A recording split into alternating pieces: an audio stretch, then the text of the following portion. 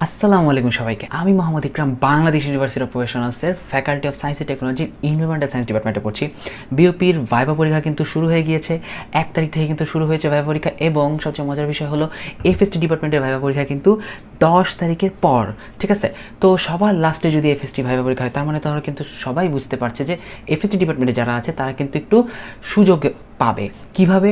আগের ডিপার্টমেন্টে যেগুলো রয়েছে যে এফবিএস এফএডাব্লিউএস এফএসএস যারা রয়েছে তাদের ভাইভাগুলো কিন্তু আগে হয়ে যাবে এবং তাদের যেই এক্সপিরিয়েন্সগুলো সেগুলো কিন্তু অবশ্যই এফএসটি ডিপার্টমেন্টে যারা আছে তারা নিতে পারবে এবং ভাইভা এক্সপিরিয়েন্স থেকে শুরু করে কীভাবে কোয়েশ্চেনগুলো করছে, ইংরেজিতে করছে না বাংলায় করছে, সেই এক্সপিরিয়েন্সগুলো নিতে পারবে। যদিও এফএসটি ডিপার্টমেন্টের ফ্যাকাল্টিরা সম্পূর্ণ আলাদা এবং তারা অন্যান্য ডিপার্টমেন্টে কিন্তু ভাইভা নেয় না, সো তারা কীরকম কোয়েশ্চেন করবে এটা সম্পর্কে কিন্তু কেউ আদৌ জানে না। বাট ভাইভাতে কীরকম তোমার গেট আপ নিতে হবে, ভাইভাতে কীভাবে তোমার যেতে হবে, ভাইভাতে কীভাবে কথা বলতে হবে, কী ধরনের কোয়েশ্চেনগুলো হয়, ইংরেজিতে হয় না বাংলায় হয়, বাংলা ইংলিশ মিক্স হয় কিনা, সব ধরনের তোমরা এক্সপিরিয়েন্স নিতে পারবে তোমাদের যদি কোনো বন্ধু বান্ধব থাকে অন্যান্য ডিপার্টমেন্টের। আজকে আমরা ভাইভার টিপস অ্যান্ড ট্রিক্স নিয়ে আলোচনা করব, এফবিএস এফএডাব্লিউএস এফএসএস সবগুলো নিয়ে আলোচনা করব এবং সবচেয়ে বেস্ট হলো যে আমি নিজে এফএসটি ডিপার্টমেন্টের, তো এফএসটি ডিপার্টমেন্টের নিয়ে যত টিপস ট্রিক্স আছে আমার নিজের এফএসটি ডিপার্টমেন্টে কীভাবে আমি ভাইভা দিয়েছিলাম, আমার ভাইভা এক্সপিরিয়েন্স সব কিছু তোমাদের সাথে আজকে শেয়ার করব। এফএসটি ডিপার্টমেন্টে যারা আছো তারা একদম লাস্ট পর্যন্ত ভিডিওটি দেখবে, আর অন্যান্য ডিপার্টমেন্টে যারা আছো তারা অবশ্যই ভিডিওটি দেখবে, লাইক শেয়ার সাবস্ক্রাইব করবে সবাই। চলো দেরি না করে শুরু করা যাক। আচ্ছা সবার প্রথমে হলো যে এফবিএস ডিপার্টমেন্টের কিন্তু ভাইভাটা প্রচুর প্রফেশনাল হয়। অনেক এফবিএস ডিপার্টমেন্টে কিন্তু ইংরেজিতে অনেক বেশি হওয়ার চান্স, ইংরেজিতে ফ্লুয়েন্সি কিন্তু সবার থাকতে হবে, ইংরেজিতে ফ্লুয়েন্সির সাথে সাথে কিন্তু নিজে প্র্যাকটিস করতে হবে বারবার। এখন কিন্তু হয়তো বা চলতেছে এফবিএসের, এমন যদি কেউ থাকো যে কালকে অথবা পরশু দিন তোমার ভাইভা আছে, তো তুমি একটা কাজ করতে পারো যে কালকে যদি কারো থেকে থাকে তাহলে তোমার আর আজকে কোনো কিছু প্র্যাকটিস করা লাগবে না, জাস্ট তুমি যে ফ্লুয়েন্সিটা তুমি প্র্যাকটিস করতে পারো আয়নার সামনে দাঁড়িয়ে ইংরেজিতে ফ্লুয়েন্সি। হয়তো বা কোয়েশ্চেন ইংরেজিতে হইতেও পারে, আবার বাংলা ইংলিশ মিক্স হতে পারে, আবার কিন্তু ফুল বাংলায় হতে পারে। আরেকটা জিনিস হলো যে কনফিডেন্ট হারানো যাবে না, এটা একদম কমন একটা জিনিস, একটা সস্তা একটা মোটিভেশন বলতে পারো যে কনফিডেন্ট, বি কনফিডেন্ট। তো কনফিডেন্ট আসলেই এটা লাগে। তো আমি জাস্ট ভাইভার কিছু টিপস, ভাইভার কিছু ব্যতিক্রম জিনিস বললাম যে জাস্ট তুমি নার্ভাস হয়ে গেলে হয়তো বা যে ভাইভা নিচ্ছে, ভাইভা বোর্ডে যারা রয়েছে তারা হয়তো বা অন্য ওয়েতে তোমাকে হয়তো বা ট্যাগেল করতে পারে, যার কারণে কিন্তু তোমার সব উইকনেসগুলো শো হয়ে যাচ্ছে। সো এইভাবে কিন্তু নিজের উইকনেসটা শো হয়ে গেলে কিন্তু তুমি এলিজিবল হবে না, কারণ বিউপির ভাইভাতে প্রচুর বাচ্চায়। তুমি এফএসটি ফ্যাকাল্টির আমি যদি দিই, এফএসটি ফ্যাকাল্টিতে সিট হলো মাত্র 150টা, 100টা হলো আইসি ডিপার্টমেন্টের, 50টা হলো এনভায়রনমেন্টাল সায়েন্স ডিপার্টমেন্টের। তাহলে তুমি বুঝো 600 জন যদি সিলেক্টেড হয় কতজন বাদ যাবে এই ভাইভাতে? কমপক্ষে 450 জন বাদ যাবে এই ভাইভাতে। ওভারঅল তোমরা কিন্তু দেখতেই পাচ্ছ যে হিসাবটা কীরকম দাঁড়াচ্ছে এবং ভাইভাতে কম্পিটিশন সবচেয়ে বেশি। ওকে সো তোমাকে আমি অবশ্যই বলবো যে অন্যান্য ডিপার্টমেন্টে যারা হচ্ছে এফএসটি বাদে ইংরেজিতে ফ্লুয়েন্সি মাস্ট থাকতেই হবে, যদি না থাকে তাহলে এখনই প্র্যাকটিস করো। আর তোমার অন্যান্য প্রিপারেশন বলতে গেলে তোমরা হ্যাঁ বিউপি সম্পর্কে কিছু জেনে যাও, বিউপিতে কেন পড়তে চাও এটা অনেকেই জিজ্ঞেস করে। এখন জিনিসটা হলো যে বিউপিতে কেন পড়তে চাও এটার কোশ্চেনটার এক একজনে এক এক রকম, ঠিক আছে? তো আমি যেটা বলেছিলাম যে হ্যাঁ আমি ছোটোকাল থেকে আর্মি ইনস্টিটিউশনের প্রতি একটা ফ্যাসিনেশন ছিল, আর্মি রুলসের প্রতি একটা ফ্যাসিনেশন ছিল। তো আমি বড় হয়েও আর্মি রুলসের সাথে চলতে চাই, আর্মি রুলসের সাথে একসাথে নিজেকে গড়তে চাই।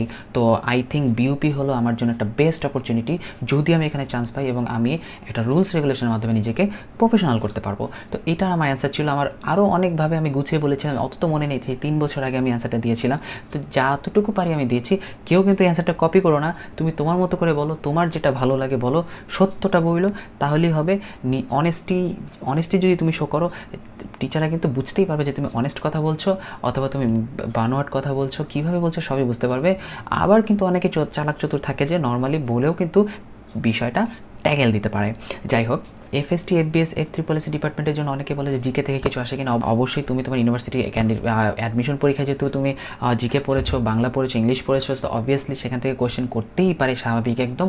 আর বিউপি রিলেটেড যত ইনফরমেশন রয়েছে, জেনারেল নলেজ রয়েছে, কত সালে প্রতিষ্ঠিত হয়, আমাদের সম্মানিত ভিসির নাম কি, তার নামটাও একটু জেনে নিতে পারো। হ্যাঁ, অনেকে বলছে যে প্রত্যেকটা ফ্যাকাল্টি চেয়ারম্যানের নাম জেনে নিতে হবে কিনা, না, এটার কোনো প্রয়োজন নেই।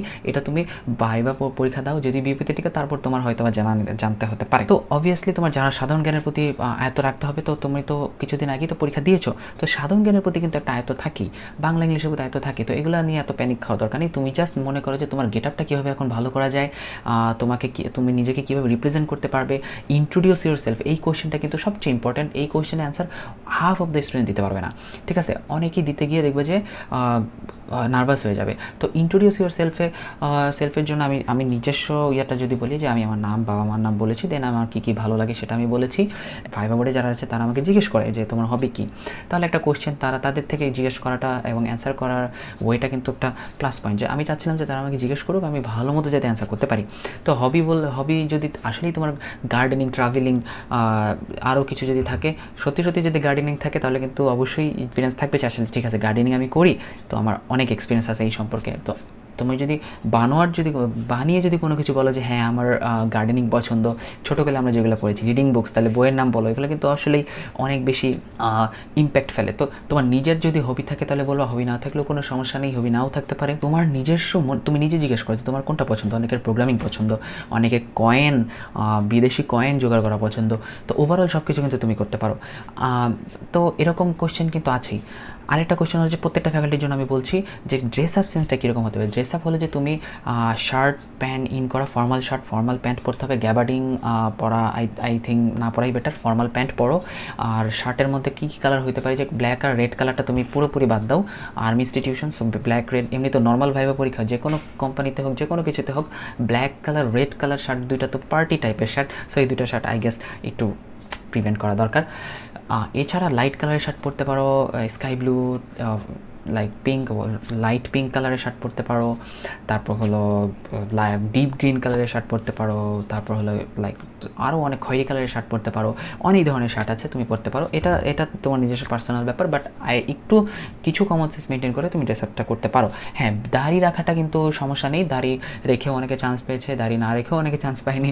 তো দাড়িটা ম্যাটার করে না, ঠিক আছে? তুমি দাড়ি রাখো, তুমি যদি প্র্যাকটিসিং মুসলিম হও আলহামদুলিল্লাহ, এটা তো ভালো, সেটা হয়তো বা তারা জিজ্ঞেস করতে পারে। তুমি যদি নর্মাল হালকা পাতলা নামাজ পড়ো, ঠিক আছে, আমরা আমাদের মতো, তাহলে কিন্তু অবশ্যই সেটা সম্পর্কে আর জিজ্ঞাসা করবে না। বাট এমনিতে দাড়ি স্টাইল আই গেস দাড়ির যদি বেশি স্টাইল থাকে তাহলে আই গেস একটু মেনটেন করে যাওয়া ভালো। তো এই জিনিসগুলো যদি তুমি কভার করতে পারো তাহলে অবশ্যই বেটার। চুলের দিক থেকে যদি কেউ বলো যে হ্যাঁ আমি নিজেও কিন্তু চুল ছোটো করে গিয়েছিলাম এবং যেয়ে দেখি যে আরও ছোটো চুল, আর্মি কাট, ক্যাডেট কাট দিয়ে এসেছে অনেকে, আমি দেখে তো আরও, তার মানে কি আমার আরও চুল ছোটো করার দরকার ছিল? এমন কিছুই না, ঠিক আছে? চুল মার্জিত কাটিং থাকলেই হবে, চুল মার্জিত কাটিং থাকলে কোনো সমস্যা নেই। আচ্ছা, তো এরপর হলো অনেকে বলছে যে ভাইয়া স্যুট পরবো কিনা, টাই পরবো কিনা। গরমের মধ্যে স্যুট পরার দরকার নেই, টাই পরতে পারো, বা টাই না পরলেও কোনো সমস্যা নেই। তো ওভারঅল এই জিনিসগুলো তোমাদের সবাইকে মেনটেন করতে হবে। আর হলো যে কিছু জিনিস রয়েছে ভাইবার টাইমে, যে অনেকে কিন্তু ভাইবার কোয়েশ্চেন অ্যান্সারের টাইমে কিন্তু সিচুয়েশনগুলো ট্যাকেল দিতে পারে না। লাইক ইংরেজিতে কোয়েশ্চেন হলে, সাপোজ দেখো তুমি যদি ইংরেজিতে কোয়েশ্চেন অ্যান্সার করতে না পারো, তখন কিন্তু সিচুয়েশনটা হ্যান্ডেল করতে হবে তোমাকে। তুমি সুন্দর করে গুছিয়ে যদি বলতে পারো যে আমি এটা ইংরেজিতে অ্যান্সার করতে পারছি না, অথবা এটা আমার সমস্যা হচ্ছে, এভাবে তুমি বাংলা অ্যান্সার করো। আমার টাইমে যদি আমি বলি, আমার এক্সপিরিয়েন্সটা যদি এখন শেয়ার করি, এফএসটি ফ্যাকাল্টিতে আমার কি হয়েছিল যে আমি এর আগের দিন শার্ট প্যান্ট আমার আয়রন করা ছিল, ঘড়ি টড়ি সব ছিল, আমি টাই পরে গিয়েছিলাম, ব্ল্যাক কালারের টাই ছিল, ব্ল্যাক কালার পার্টি টাই না, আবার পার্টি টাই পরে যেও না, চিকন টাইপের, ওগুলো আবার দরকার নেই। নর্মাল মোটা টাইপের যে নর্মাল যে টাইটা রয়েছে, সেটা যে কোনো একটা নর্মাল টাই হলেই হবে। অনেকটা আছে গ্লেসিং টাইপের পার্টি টাইপ টাই আছে, ওগুলা ইগনোর করাই বেটার। তো ওভারঅল এই জিনিসগুলো তোমাদের।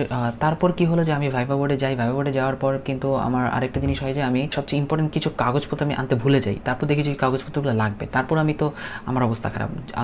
আল্লাহর অশেষ রহমতে দেখো যে আমার বাসা আমি বিউপি থেকে কাছেই বলা ছিল, তো তখন আমি আমার ছোটো ভাইকে কল দিই, ছোটো ভাইয়ের কাছ থেকে, তারপর ছোটো ভাই আমার কাগজপত্রগুলো নিয়ে আসে। এতই নার্ভাস ছিলাম যে আমি কাগজপত্র নিতে ভুলে যাই। তো এই জিনিসগুলো তোমাদের মনে রাখতে হবে। আমি ঘামতে শেষ, কারণ কি কাগজপত্র আসে নেই তো, আর আমার ভাইবা শুরু হতে আর হয় 1 ঘন্টা 1.5 ঘন্টা। তো এই জিনিসগুলো নিয়ে তোমাদের অবশ্যই ধারণা থাকতে হবে, এবং এগুলো আগের থেকে সব কিছু করে রাখো, আমার মতো করো না। ভাইবা বোর্ডে গিয়ে কিন্তু ওভারঅল তোমার অধিকাংশ কনফিডেন্স কিন্তু কমে যাবে। তো এমনও হতে পারে যে তোমার ভাইবা 2টার দিকে, কিন্তু তোমার ভাইবা হয়েছে 3টা 3:30টার দিকে। সো এই জিনিসগুলো হলেও কোনো সমস্যা নেই, কারণ এক একজনের ভাইবা এক এক রকম হয়। একজনের ভাইবা 4 মিনিট 5 মিনিট অথবা 15 মিনিট 20 মিনিটও হতে পারে। সো এই জিনিসটা তোমার অবশ্যই মাথায় মাথায় রাখতে হবে। আর যারা কোটাতে আছো তারা অবশ্যই পেনশনের বুকটা নিয়ে যাবা। যা আমি কিন্তু আবার বলছি, হ্যাঁ আমার মনে পড়েছে যে পেনশনের বুকটা আমি নিয়ে যেই নাই, বাবার পেনশনের বুকটা। সো যারা কোটায় আছো, বাবার যদি পেনশনের, বাবা যদি রিটায়ার্ড হয়, বাবা যদি কর্মরত হয়, কর্মরত যদি যেন কাগজ অথবা রিটায়ার্ড থাকে, তাহলে রিটায়ার্ড হওয়ার জন্য যে সনদপত্র যেটা আমাদের দেয় বইটা, সেটা তো সেটা তো বাকিরা জানবেই, যাদের রিটায়ার্ড আর্মি আছে বাবারা, তারা ওইটা নিয়ে যাবা, ঠিক আছে। এটা এখান থেকে আরেকটা জিনিস হতে পারে যে হয়তো ভাই আপনি তো কোটার সাথে কোটায় টিকছেন না। ভাই আমি ফার্স্ট টাইম কিন্তু টিকি নেই, ঠিক আছে। ফার্স্ট টাইম আমি বিউপিতে টিকি নেই, সেকেন্ড টাইম আমি টিকছি। তো ফার্স্ট টাইমে তোমার কোটা ছিল, তো এটা বারবার বলবো, কারণ কোটার কথা আসলেই সবাই বলবে যে কোটায় টিকছে, এটা এমন কোনো কিছু না।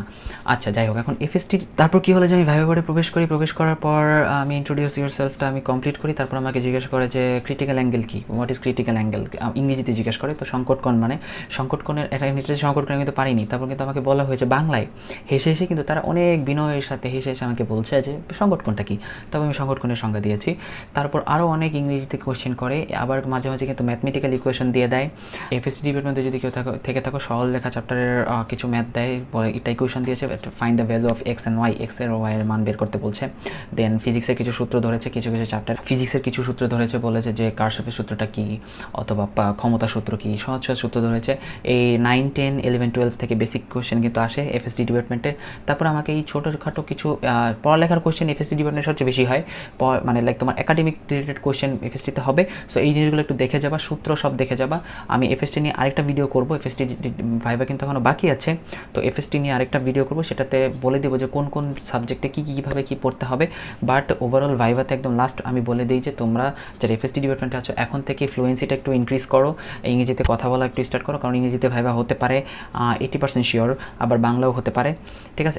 এটা চান্স, কিন্তু ইংরেজিতে হওয়ার চান্সটা বেশি। আর অন্য ডিপার্টমেন্টে যারা আছে তারা এখনই প্র্যাকটিস করতে থাকো এবং একটু কনফিডেন্ট হও। পারলে ফ্রেন্ডদের সাথে, ফ্রেন্ড সার্কেল যারা ভাইভা দিবে তাদের সাথে একটু ইংরেজিতে স্পিকিংটা একটু ট্রাই করো, ঠিক আছে।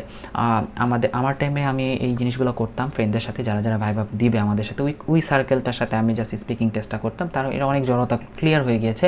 তো এই জিনিসগুলো অবশ্যই তোমাদের খেয়াল রাখতে হবে। তো আশা করি তোমাদের ওভারঅল সব কিছু আইডিয়া চলে এসেছে। কাগজপত্র নিতে ভুলবে না অবশ্যই, আর ভালো মতো পরীক্ষা দিবে।